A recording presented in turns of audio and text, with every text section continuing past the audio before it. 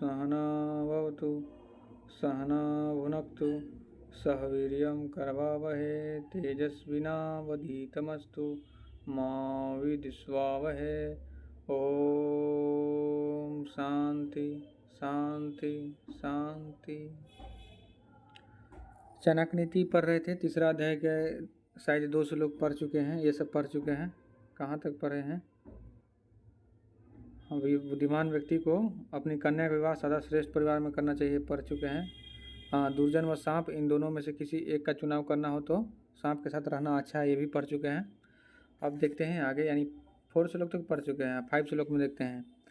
इतदर्थम कुलीनानां नृपकुर्वन्ति संग्रहम आदि मध्य वासनेषु न त्यज अंति च ते नृपम। यहाँ पर बोला जा रहा है कि राजा लोग महत्वपूर्ण पदों पर कुलीन व्यक्तियों को ही नियुक्त करते हैं। अब देखिए, कुलीन मतलब क्या? कुलीन मतलब श्रेष्ठ। श्रेष्ठ मतलब क्या? एक्सपर्ट लोग। यहाँ जो अर्थ हुआ है एक्सपर्ट लोग। भाई, राजा को राजपाट चलाना है, देश चलाना है, राज चलाना है, तो वो एक्सपर्ट ही ना रखेंगे, कुलीन ही नहीं रखेंगे। जैसे कोई अर्थव्यवस्था का खूब जानकार हो, राजनीति का जानकार हो, मतलब अलग अलग एरिया का, अलग अलग विभाग का अलग अलग एक्सपर्ट होते हैं, उसको अपने पद पर रखते हैं और उसको अपने पद पर रखते हैं। ये उस समय के बात बोला जा रहा है जब राजतंत्र था। आज के अगर युग में बोला जाए तो आज राष्ट्रपति प्रधानमंत्री होते हैं, तो वहाँ पर कुलीन का अर्थ है, और आज के कुलीन का अर्थ अंतर हो जाएगा। वहाँ पर कुलीन का अर्थ होता है ना श्रेष्ठ लोग, जो अगर नहीं भी पगार मिल रहा है महीना ना, तो फिर भी वो रहेगा, राजा को छोड़ के नहीं जाएगा। क्योंकि उस समय के लोग अवसरवादी नहीं होते थे, आदर्शवादी होते थे, अपने सिद्धांत पर चलते थे। आज क्या है? आज है ऊपर से तो इनकम मिल ही रहा है, सरकार तो इनकम दे ही रहा है, ऊपर से ही भ्रष्टाचार कर रहे हैं, तो देश को अंदर ही अंदर खोखला कर रहे हैं। तो यहाँ तक बोला जा रहा है कि कुलीन व्यक्ति को रोको, ताकि संकट काल में अच्छा से मार्गदर्शन कर सके मंत्री, प्रधानमंत्री, ये सब का, राजा का। मगर अगर कुलीन ना हो तब? यहाँ तो एग्ज़ाम लेके कर लिया जाता है, यहाँ पर उसका नैतिक व्यवहार नहीं ना देखा जाता, उसका धार्मिक व्यवहार नहीं दिया जाता, उसका धार्मिक शिक्षा नहीं दिया जाता। जब धार्मिक शिक्षा ईमानदारी का नहीं दिया जाता है तो वो बेईमान निकलता है, वो कुलीन होते हुए बेईमान निकलता है। इसलिए IAS, IPS ये सब उच्च पद पर होते हुए भी भ्रष्टाचार में लिप्त होते देखे जाते हैं।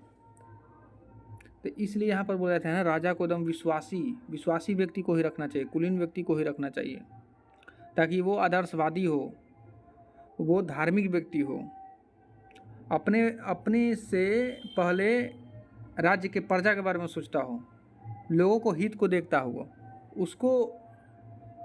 उसको राजा के सेवा के लिए नियुक्त करना चाहिए, देश के सेवा के लिए नियुक्त करना चाहिए।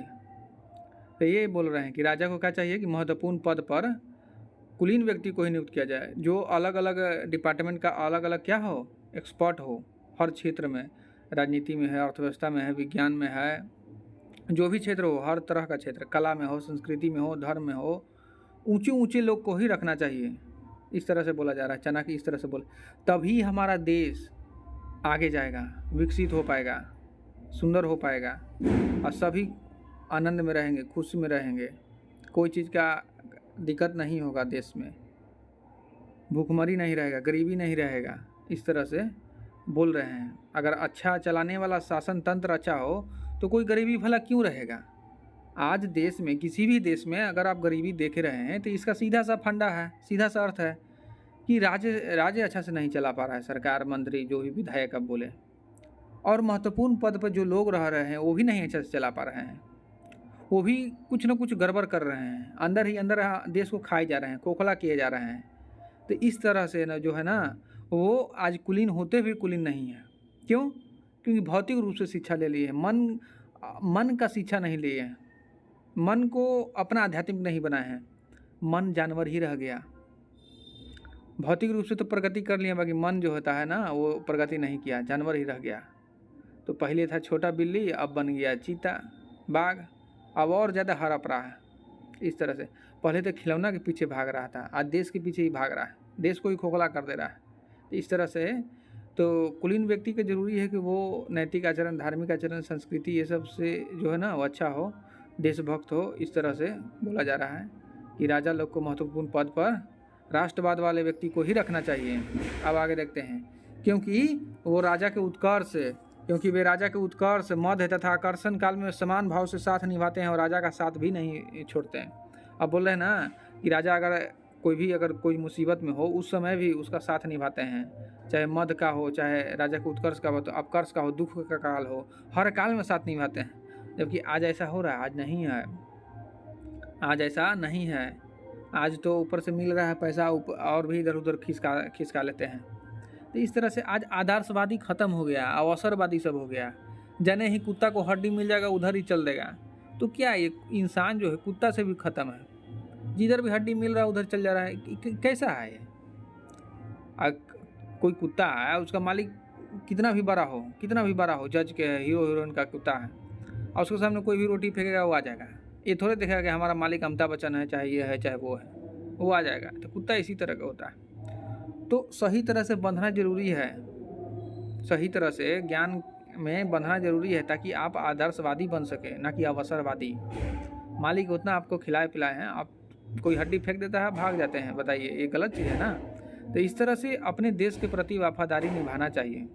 अगला श्लोक देखते हैं, श्लोक नंबर 5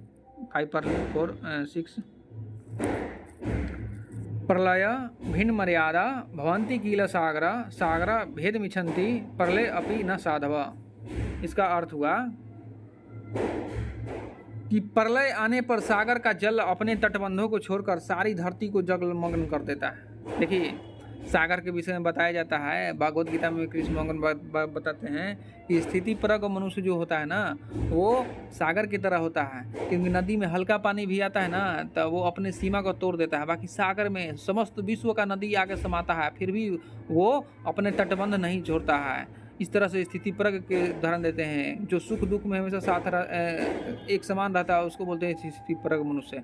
तो सागर भी इसी तरह का होता है, मगर सागर का भी एक सीमा है। प्रलय के समय वो भी उथल पुथल करता है। तो यहाँ पर चाणक्य बोले ना कि साधुता जो है ना, सागर से भी विशाल है। साधु पुरुष जो है सागर से भी विशाल है। और राजा जो बोल रहे थे ना कि राजा के विषय में जब चाणक्य बोल रहे थे कि महत्वपूर्ण पद पर कुलीन व्यक्ति को ही रखना चाहिए, तो ये साधुता वाला ही व्यक्ति को रखना चाहिए, ताकि कभी भी अपने संबंध, आदर्शवादी संबंध से कभी भी समझौता ना कर सके, कभी भी आदर्श से अपना समझौता ना कर सके, वो अवसरवादी नहीं बन सके। तो यहाँ पर एग्जाम्पल दिया जा रहा है कि जो प्रलय के समय सागर अपने तटबंध को तोड़ देता है, बाकी अपने साधुता, जो साधु पुरुष जो साधुता नहीं खोता है। जैसे देखिए, प्रलय आने पर सागर का जल अपने तटबंधों को तोड़कर सारी धरती को जलमय कर देता है। इससे सिद्ध होता है कि मर्यादा का रक्षक माने जाने वाला सागर भी प्रलय काल आने पर अपनी मर्यादाओं की रक्षा नहीं कर पाता, परंतु साधु व्यक्ति संकट उपस्थित होने पर भी अपनी मर्यादा का परित्याग नहीं करता। इसलिए व्यक्ति को सागर से भी महान बताया गया है। व्यक्ति को क्या बताया गया है? सागर से भी महान बताया गया। आप सोचिए, सागर बड़ा या साधुता वाला जो पुरुष है वो बड़ा है? साधुता वाला पुरुष बड़ा है। क्यों? क्योंकि वो अपना सिद्धांत से, अपना आदर्श से कभी समझौता नहीं करता है। साधुता अपना हमेशा बरकरार रखता है। तो ऐसे लोग ही ऊंचे ऊंचे पद पर रहेंगे ना, तो अपना देश जो है विकास कर पाएगा। अपना क्या कर पाएगा? विकास पर। इस समय इस प्रसंग में एक कथा है कि एक नदी में साधु पुरुष स्नान कर रहे थे ना, तो बिच्छू उनको डंक मार रहा था। तो वो चाह रहे थे कि निकाल के रख दे। वो जब निकालना चाह रहे थे, वो डंक मार रहा था, वो कट रहा था, तो जब गिर जा रहा था, बार बार उठा रहे हैं। तो एक युवक देखा, बोला कि आप ऐसे क्यों कर रहे हैं, आपको तो वो काट रहा है। तो बोले कि बेटा, इसका नेचर ही है, इसका स्वभाव है काटना। हमारा नेचर है साधुता बचाना, तो हम बचाएंगे ना। इस तरह से साधुता होते हैं। अपने प्राण भी नहीं देखते हैं, अपना स्वार्थ नहीं देखते हैं, आगे परमार्थ देखते हैं, दूसरे की सेवा, चाहे मनुष्य हो, कीट हो, पशु हो, पक्षी हो, हर तरह की सेवा। किसी को नहीं चाहते हैं कि हमको से हिंसा हो जाए। तो इस तरह साधुता पुरुष, इस तरह का अगर लोग रहेंगे, ऊंचा पद पर रहेंगे, तो सोचिए मनुष्य ही नहीं, पूरा प्रकृति खिल उठेगा। हर जीव जंतु का आज़ादी होगा, न कि केवल मनुष्य का आज़ादी होगा। केवल मनुष्य के लिए बात किया जाएगा, हर जीव जंतु के लिए बात किया जाएगा। तो इस तरह से चाणक्य बोलते हैं ना कि तब जाके देश जो है ना उन्नत होगा, पूरा पृथ्वी खिल उठेगा, एकदम स्वर्ग बन जाएगा, पृथ्वी स्वर्ग बन जाएगा। इस तरह से बोला जा रहा है। तो साधुता जो है ना मनुष्य में होना चाहिए, तभी वो मनुष्य बन सकता है ना तो वो क्या रहेगा, असाधु रहेगा, दुष्ट रहेगा। उसी को तो दुर्जन बोले हैं, उसी को दुर्जन बोले हैं। वो सांप से भी क्या है, विषधर है, वो सांप से ही विषधर है, जो देश को अंदर अंदर खोखला करते जा रहा है। तो इस तरह से मर्यादा का अपना पालन करना चाहिए, अपने आदर्श का पालन करना चाहिए और धर्म के ही पथ पर चलना चाहिए, सत्य के पर ही चलना चाहिए। और सबको क्या करना चाहिए, सबको सेवा का भाव रखना चाहिए, प्रेम का भाव रखना चाहिए। इस तरह से व्यक्ति को अपने पद पर आसीन होना चाहिए, करना चाहिए इस तरह से।